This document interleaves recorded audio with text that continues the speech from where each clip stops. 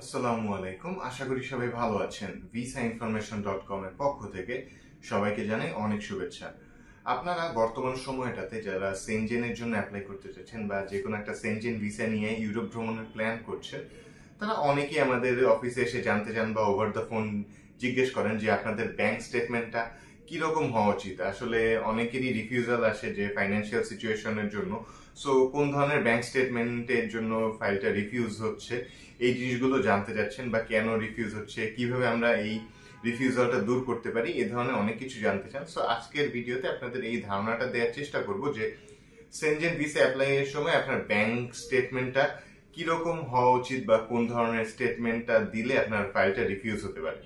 So প্রথমেই বলে নিই, আপনারা যারা সেনজেনের জন্য অ্যাপ্লাই করবেন তারা কিন্তু যে কোনো একটা দেশ চুজ করবেন যে দেশের ভিসা অ্যাপ্রুভালটা আপনি ইজিলি পাবেন এবং রেজাল্টটা খুবই দ্রুত পাবেন। সো ওই দেশের জন্য সাবমিট করাই বুদ্ধিমানের কাজ হবে, কজ আপনি ওই যে কোনো একটা দেশের ভিসা নিশ্চিত করতে পারলেই কিন্তু অন্যান্য দেশ ঘুরতে পারবেন। সো এই জিনিসটা মাথায় রেখেই আপনি দেশ চুজ করবেন। এখন আসা যাক যে ব্যাংক স্টেটমেন্টটা কিরকম হলে আপনার ফাইলটা রিফিউজ হয়।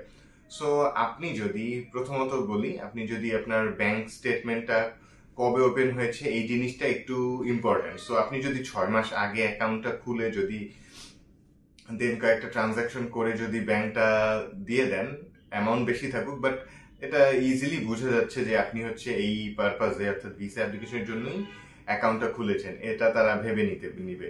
দেন আরেকটা ব্যাপার হচ্ছে, আপনি আপনার অ্যাকাউন্টটা অনেকদিন যাবত মেনটেন করছেন বাট লাস্ট 6 মান্থের স্টেটমেন্ট যদি তুলতে বলা হয় তখন দেখা যাবে সেখানে রেগুলার কোনো স্টেটমেন্ট অর্থাৎ ট্রানজাকশনটা নেই।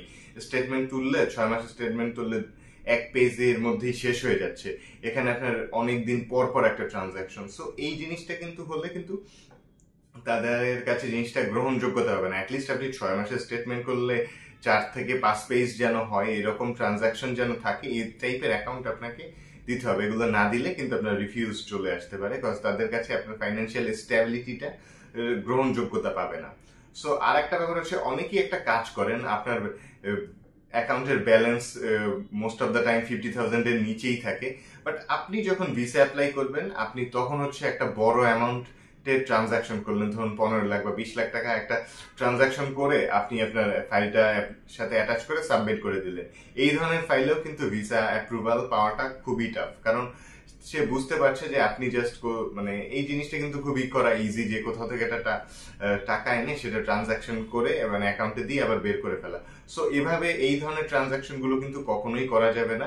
আপনার যদি এরকম কোনো অ্যাকাউন্ট না থাকে যেটাতে হচ্ছে এইরকম আপনি কোনো রেগুলার ওয়েতে হচ্ছে ট্রানজাকশন হচ্ছে না, আপনি অ্যাকাউন্টটা পড়ে আছে, আপনি জাস্ট লাস্ট 2-1 দিনের মধ্যে একটা ট্রানজাকশন করে স্টেটমেন্ট তুলে জমা দিয়ে দিলেন, এই ফাইলটা দিলে অবশ্যই আপনি রিফিউজ হয়ে যাবে। সো বেসিক্যালি আপনাকে কি করতে হবে, আপনাকে করতে হবে যে আপনার যে অ্যাকাউন্ট হচ্ছে গিয়ে রেগুলারলি আপনি ব্যবহার করছেন ওই ধরনের একটা অ্যাকাউন্ট দিতে হবে, অর্থাৎ আপনার ট্রানজাকশনটা হচ্ছে হয়তো সপ্তাহে প্রতিদিন না হোক, 1 দিন 2 দিন বা 3 দিনের পর পর একটা ট্রানজাকশন থাকলো, যেন ট্রানজাকশনটা দেখে আপনার ট্রানজাকশন দেখি ভিসা অফিসার ফাইন্ড আউট করতে পারে যে হ্যাঁ সে ফাইন্যান্সিয়ালি স্টেবল এবং এই অ্যাকাউন্ট সে মেনটেন করছে এবং এটার মাধ্যমে তার এক্সপেন্স হচ্ছে, ইনকাম যেটা হচ্ছে সেটা ক্রেডিট হচ্ছে।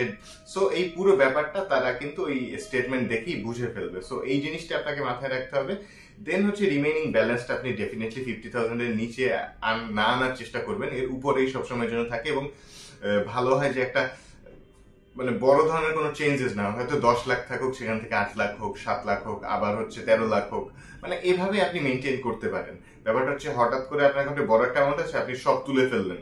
সো এই ধরনের ট্রানজাকশন না করাই বেটার আপনি যদি আপনার ভিসাটা অ্যাপ্রুভাল পেতে চান। সো আশা করি একটু হলে আপনার ধারণা পেয়েছেন কোন ধরনের স্টেটমেন্ট গুলো দিলে আপনার ফাইলটা রিফিউজ হতে পারে। সো এই জিনিসগুলো না করে আপনি এর অপোজিটটা করে আপনার ফাইলটার সাথে ওই স্টেটমেন্টটা অ্যাটাচ করতে পারেন, তাহলে আশা করা যায় আপনার ভিসা অ্যাপ্রুভালটা হয়ে যাবে। সো আজকের ভিডিওটি মূলত এতটুকুই। সেনজেনের ভিসা রিলেটেড যে কোনো ধরনের সহায়তার জন্য চাইলে সরাসরি ভিজিট করতে পারেন আমাদের অফিস বা কল বা নক করতে পারেন স্ক্রিনে দেওয়া নাম্বারে। সবাইকে অনেক ধন্যবাদ।